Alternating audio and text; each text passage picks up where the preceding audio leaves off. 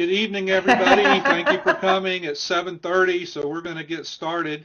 And I just want to remind everybody that after the interview, then Lorenzo and Elizabeth are going to do an ether pad over on Acapello at 8:30 tonight for another brainstorming session, so we can all roll over there. And I talked to Elizabeth earlier, and she said she may be shadowcasting this on Acapello, so we're getting out into the world pretty good. So I want to welcome Ping to the second ever live chatter interview, and I'm looking forward to it, and thank you guys for coming. So we'll just roll right into it. I see Indigo's here. We got a good crowd. Suze, how many are watching us tonight so far?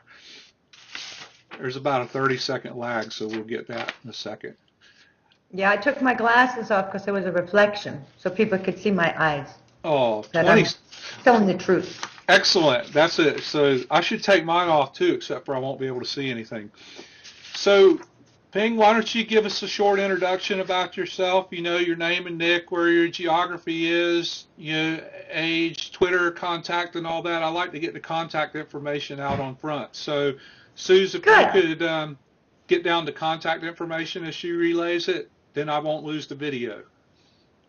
Okay, my name is Connie, and I live in Wilson, North Carolina. I'm originally a New Yorker. It runs in my blood, as people say. I'm sure you could tell by my voice I'm a New Yorker. I lived in Manhattan for many years, and through fights with the School Construction Authority, the Board of Ed, and the Zoning Commission, I know a lot about the POPs. And I knew they had landed on a POPs when they got there, and knew that the police couldn't do anything about it, and knew that Bloomberg's actions were 1,000% illegal. And I used to teach Cisco into network engineering, and now I have some tax businesses that I'm about to put up on the market to sell because I can't take the IRS anymore. Well, that's a pretty good battle you're fighting with the IRS. So how long were you in New York before you moved down? Well, I was born and raised in New York, and I lived there into the 70s. Then I lived around the United States in many, many places. And I lived in Seattle, I lived in Portland, I lived in Los Angeles, I lived in Hartford, I lived in Miami, and I lived in Long Island, and I lived in multiple places once I left home. And then I moved back to Manhattan when I was in my early 30s and raised my children there for the most part. I think you should describe Wilson, North Carolina a little bit right now so people have some context. Wilson, North Carolina is absolutely a tale of two cities. But nobody here is what you would call wealthy, and maybe 4 or 5 people. The mean average income here for a family is $35,000 per year. Most of the people here live in poverty. When they have free food giveaway, there's thousands and thousands of people lined up. Everybody is waiting for their big tax refund. All the jobs are minimum wage. Even families that have 2 adults that between them are working 3 minimum wage jobs cannot survive. We must address the minimum wage. We must address the tax structure. But that will all come about after we change this government. I agree, and just so you guys know, my county is much similar to the one that Ping lives in, and it's, you know, once again, just an indication of how common all of our experiences are no matter where we live, and it's what unites us, and it's why we need to get our message out and start connecting with people. Ping, it's a depression, and they won't call it. Exactly. And you know, even worse is that, you know, there's all this chatter about that it's getting better and going in the correct direction. And where we live, I mean, you and I, it's quite obvious that it's not. But we're so small and so remote, you don't get any attention. So this is why it's important that we interview like real people in real places so we can get the story of how the ordinary people on the ground are. Ping, what brought you to the Occupy movement? Facebook. Facebook brought you in? You started seeing some chatter about that? Yes, it was the link on Facebook. days before it was beginning. And I know that you've been a participant since early on, like the beginning in September, Yes, the first day, the first live stream, I was there in the chat. and always been a big supporter. How do you currently participate as an occupier, so to speak, in the movement? Well, I try to keep the chat going with people. I try to share information. I try to learn. I try to make contacts outside of the chat room, and I do donate. Very good, because we all have to do what we can where we can, and it's very I important. Yeah, want to go and live in a tent. That's hardcore. So, but if you live in a tent in Wilson, North Carolina, it's like you'll just be the kook living in the tent, right? Yeah, they wouldn't notice. So you touched on this briefly. Maybe give us a couple of examples of what you were doing, like in the past year before Occupy. Like you spend a lot of time helping us out now and interacting and supporting. What did you do with that time in the recent history before that? I played Mafia Wars. Mafia Wars. I've been laid up in bed pretty much for a number of years. Mm-hmm.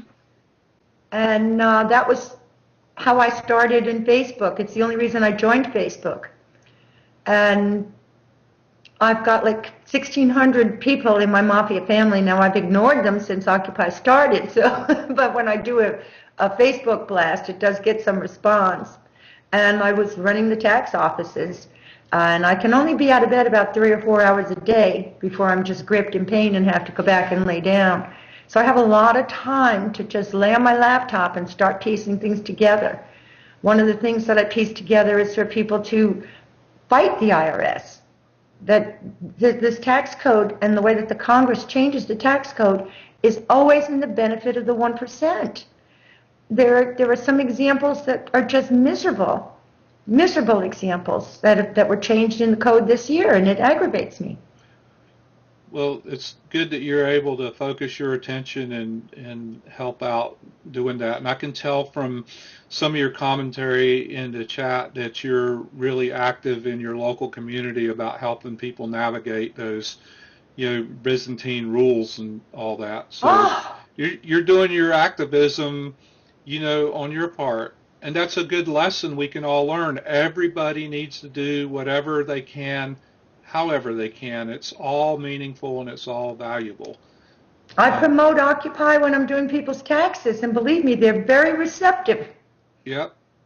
We need to get some of them plugged in and watching some of these interviews and some of the actions. Tell us some of the lessons you've learned since you've been involved with Occupy. I had never heard of fracking, which is a big thing to me. Yeah. To learn about fracking and what they're trying to do in the Delaware River area, which supplies New York City's water supply, is an abomination to me that they would even consider it. I used to go up to the Catskills and rent a farmhouse every summer. We had to bring all our garbage to a transfer station. You could not bury it, you could not burn it for the water supply. And this is where they want to frack. And it's going to get into the Croton Reservoir, and it's going to ruin the entire water supply for New York City. And this is quite serious. I agree. And Susan, you can see the chat, right? Susan Maui makes the comment that fracking and Monsanto make her really nuts. And, you see it all the way around. These big institutions, big corporations are just taking advantage of everything without any obstacles to overcome. So I think it's important that we rise up and speak out against that, because if you watch the movie Gasland, mm-hmm. Cheney is involved in this. It was his, secret in the dark energy rules that have caused this. That makes sense. Can somebody throw the link up for Gasland if you have time? That would be great. Going forward, starting from today, what do you think the 3 most important thing Occupy needs to do in the future might be? I think they have to get the NLG and bring a RICO charge against all the people who are the heads of these big banks and the corporations that are in there pretending they're lobbyists when they're really paying off our politicians. RICO is racketeering, influence, corrupt organization. And then they have a secondary charge that they throw on there called continued criminal enterprise. And I don't care if we have to bring this up to indicting SCOTUS. We have to do it the legal way, and that's a legal way we can do it if we can only find a federal prosecutor to do it. That's a good point, because RICO is, as I understand it, is basically like racketeering, and in its basic definition, that's exactly what's going on. The racketeering Yes. between the government and the corporations. So it's And the banks. and the banks, and so it would be a vehicle to use their own rules against them. And yesterday in the interview, Buddy made the point again. It's interesting about whether or not you like the politicians or the system. The rules and the laws are what matters, and it's our current leverage at this point. So we have to be smart and use them, and collectively, hold people accountable and responsible using them. So We should also use RICO to undo Citizens United and these super PACs. That's true. And just a shameless plug, if you guys haven't watched the Citizens United video that's on this channel, you really should. It breaks it down really good. And I think my personal opinion is that's one of the most corrosive things that have been, interjected in our system in the past, 25 years, in my adult lifetime. Another thing I feel Occupy has to do is to push to get the health care bill through before 2014. To accelerate that movement. Yes. For very many reasons. There's too many of us without health care. What is your next step in Occupy? What do you plan to do and contribute, say, going forward in the next year? Well, I'm selling my businesses, and I'm going to get more active in the Raleigh Occupy movement. It's 40 miles away, but I should be able to get there for rallies and marches, and I should be able to get there once a week. Yep. Do you think it's important to be part of the actions on the ground, the marches and the sit-ins and the physical occupations? How do you feel about that? Having done it in the late 60s, early 70s, 80s, 90s, and early 2000s, it is vital. Right. So you think it has its place in the greater picture, and you're willing to do that and invest your time and energy in it. We need the numbers. We need the feet on the ground. Yeah, I agree. A lot of places. I'm going to try and make the State House Day, and I'm going to try and make the Women's March in D.C. Excellent. Women's March in D.C. I said we need to have an Occu calendar up. Exactly. But for these people to be trying to talk away women's rights right now with these birth control issues and these intrusive procedures to be done before they can have an early term abortion or whatever they want, they're trying to squash women's rights. Women should never be made to bear children that they're not ready for or that they can't afford. And we can do our part through these actions and activities and protests by rising up and pointing that out. I like to think a lot of times you don't have to know the answers. You just have to be willing to ask the questions over and over and over and put them in front of people, and don't let them distract and redirect the conversation. Our job is to channel the conversation. And it's great to have people like you helping do that. Well, I have a great passion for the Occupy movement because I feel from all my heart it's now or never. That's how I feel, and I know a lot of us of a certain age are, we have these conversations, we say this might be our best chance in our lifetime to effect positive social and economic change. We can leave that legacy to to the kids that follow us that it's probably our best chance if we can organize and get our act together and focus, so. I think the kids also have to learn from old protesters how to protest. And the fact that New York City will not let them take over the streets is not right. One of my last protests was before the Iraq War, and I went down and marched, and we were all blocked in by police barricades to try to get to the United Nations, and they had it all barricaded where we were stuck on the sidewalk, and I just knocked over one of the barricades, and I went and I jumped up and down on it like Rumpelstiltskin, and all the people flooded out into First Avenue in front of the UN, and there were hundreds of thousands of people there, and they all followed me. I'll never forget that moment. So I just was not going to be behind a police barricade for a protest. Yep, you're a natural-born leader, see? That's good. And I always... It's not right. Well, and if you ask permission and get permission, then it's not really a protest, is it? Well, if you ask permission and get permission, look what happened to that woman today in Sacramento. They didn't let her in. Right. At a permitted rally when she had a press pass. And that was Bella you're talking about? Yes. Yeah. I haven't watched That's any horrifying. of the video, but it exactly is a perfect example of what's wrong. Getting a permit only is forewarning them. That's true. So, what else would you like to add? You have the floor. Speak at length at whatever you would like, and then if people have questions, we'll catch those on the fly too. Okay.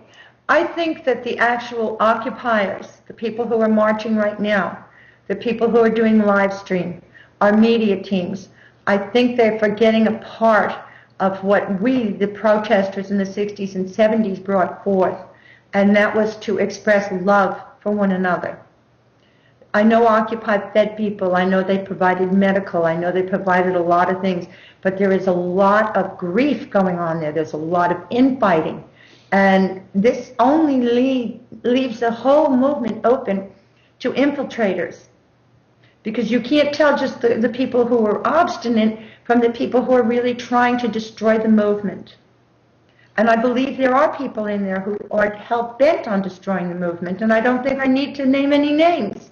You can watch the New York DA or the New York spokes, and you'll be very plain to see who they are. I think that at least Occupy has to have a code of conduct and consequences for violating that conduct at a spokes, at a rally, at a march, or at a GA. I would tend to agree with that myself too. So because people are destroying it. Yeah. Well, it's a small amount of people. A lot of it's unfocused energy. A lot of it is deliberate, I think, which you had to expect. So we should not be surprised by that kind of action, but we should respond to it proactively instead of just wringing our hands. Not that. I think there should be a limit on the number of blocks. Right. That's good. That a person can give in any given year. Well, and if they don't like something and they really want to block it, a block is supposed to mean you will leave the group if it goes through, right? That would be it. Let them leave. Yeah. So Let them leave. We should put you on de-escalation. you could help control it. I mean, it's an interesting conversation, right? Yeah. So I just feel that there's so many people with ego. That's true. There's people with ego there. And I can't tell whether it's ego or they're paid perpetrators to come in and cause trouble. It has me very alarmed.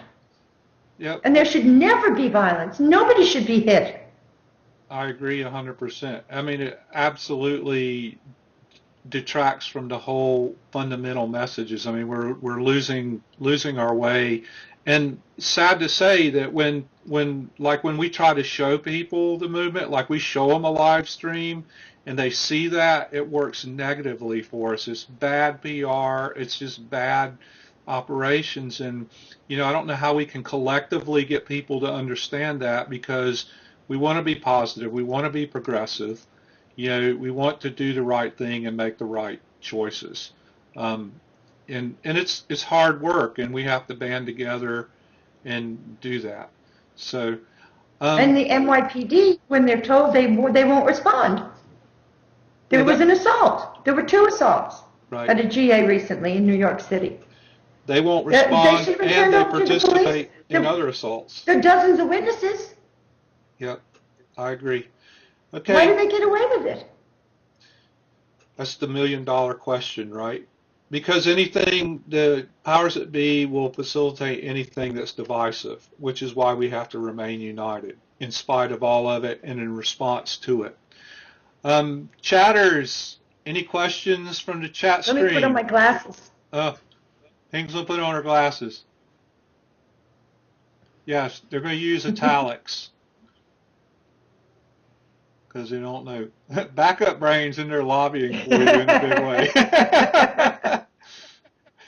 I appreciate you taking the time out of the day.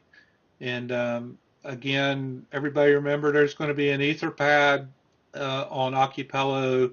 We're going to try to start that at 8:30. Are there any questions, any comments? I know everybody's busy, so we can let you go. Ping loves you. You're seeing all this, right, Ping? Oh, yes, my backup brain. My backup brain. We have been discussing for many years now. She's a total Republican conservative. She does not believe in Occupy, but we are on the same page in many things. One of the things we need to get this country out of debt, to stop them from raping the citizens, is a transaction tax on the stocks and every share that's traded, because it's going to stop these day traders who are transferring, paying people, selling people stock back and forth, and skimming a commission whether the person wins or loses. I'd have to agree with that. That makes sense because it just stops the churning. Revolution Rock. Yes. Do you think we'll see positive movement in the government soon, Ping? I think it's going to take a long time. The ending of the Vietnam War took a long time, and we stopped them from going into future wars until, in the last, 12 years? When have we not been at war? When have we not been in a military action? We need peace in this world. And then at the same time, I look at Syria and that nobody's helping them, and it's just, what are we doing?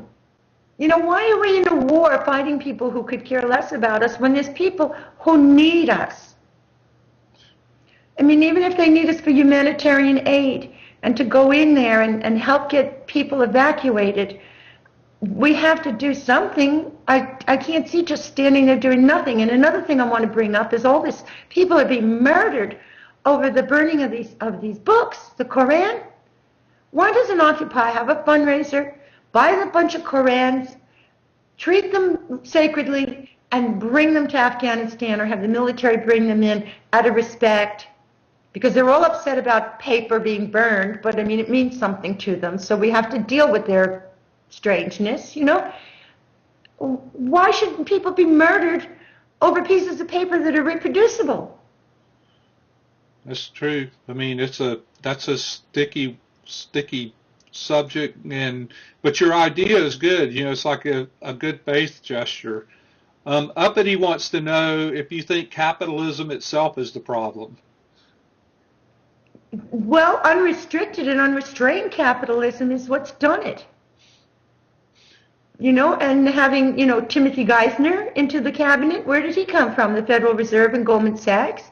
You can go back in the history of all the Secretary of Treasuries, and where have they come from? They've come from Goldman Sachs. They've come from the Federal Reserve. Who is the Federal Reserve? Why are they in charge? Exactly. Who appointed them? God over our monetary system. If anybody hasn't seen Inside Job yet, you all should watch it. It's testable material. It's a good story. I watched it twice for the second time this morning. I just downloaded it onto my TV. It's something else. It's something else. And they make these things, the derivatives and the collateral back this and the other. And the deregulation, the derivatives, I mean, it's just awful. It's just awful. And they shouldn't have let this go. They should never have let this go. And this started, what, under Bush and under Clinton, it started with the mortgages where you were restricted. Years ago, if you wanted to buy a mortgage, you could only qualify for 3.5 times your annual income. That was it. Then all of a sudden, people didn't have to have that qualification. They could have the ninja loans, no income, no job verification. That's what that meant. And people were going and getting mortgages for 105 or 115% of the appraised value of the house. So they'd have move-in money. Now, these people were sold a bill of goods. But at the same time, they also had no equity in their home. They had no stake. So it's really turned the world on its side, and the bankers didn't care because they were shifting the paper off and selling it to retirement funds. It's awful. And yes, Chris, it is greed. It is nothing but greed. And that's going to be the end of us if we don't do something pretty quick about it. You know, we have to stand up and rise up. But I also feel that greed is starting to infiltrate Occupy. Yeah? What do you want to say about that? I want to hear that. I think that there's too much focus on give me money, give me money, give me money. Like at the GA, proposals or asking for funding, that kind of stuff? Yes. I have some difficulty with people. There was one girl, she asked for one of the generators because she didn't have heat in her house. And she said the landlord wasn't going to fix it. Then the next thing we know, the landlord was her mother. And at the same time, I'd like to say, you have a house, you want a generator. How many occupiers can come and stay with you? Nobody put that to her. If she's going to take one of the generators, why shouldn't she open that house to occupy? Why shouldn't occupiers come and be able to stay there? We still need housing in New York. Right. And she has a great big house. She said she wants to set it up for renewable energy and this and that and 10 other things. But she didn't invite anybody to come and stay. Many of the occupiers wouldn't care if they had heat right now, as long as they had a roof over their head. Yep.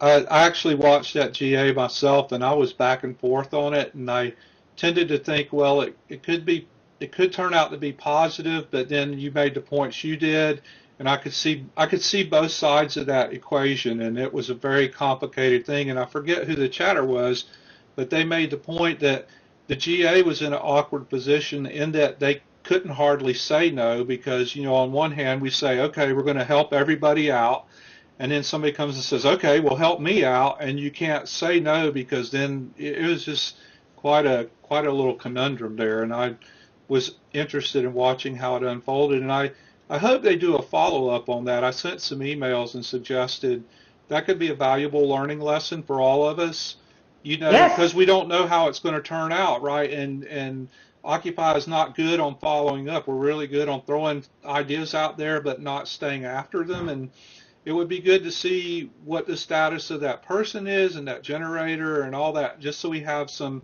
information to work from to make better decisions next time.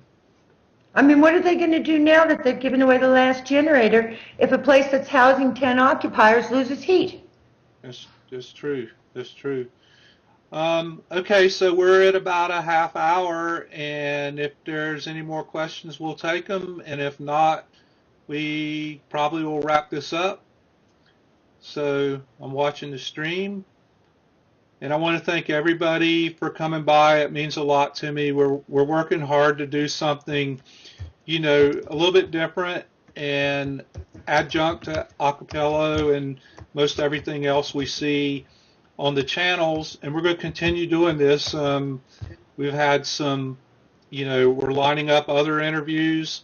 I want to try to do a few, at least 2 or 3 a week if we can, and we got some big stuff on, and we're working daily with Lorenzo and Elizabeth to try to get like some big hitter interviews on too. So hopefully they are lovely. Oh yeah, they're great, and we fully support them. And thank you guys for sharing your time with this channel and with that. And I want to encourage everybody to get over and get your ideas in on the Etherpad. I'll be over there for that too. So I think we'll wrap this up. Ping, thank you for the evening. It's delightful to meet you. And the next time I'm headed down to see my mom. Nice to meet you too, and thank you for having me. Yeah, I'll stop and we'll say hi face to face maybe. Okay. See All you right. then.